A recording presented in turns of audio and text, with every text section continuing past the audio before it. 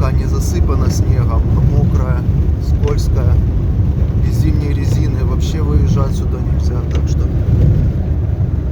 будьте, автомобилисты, внимательнее.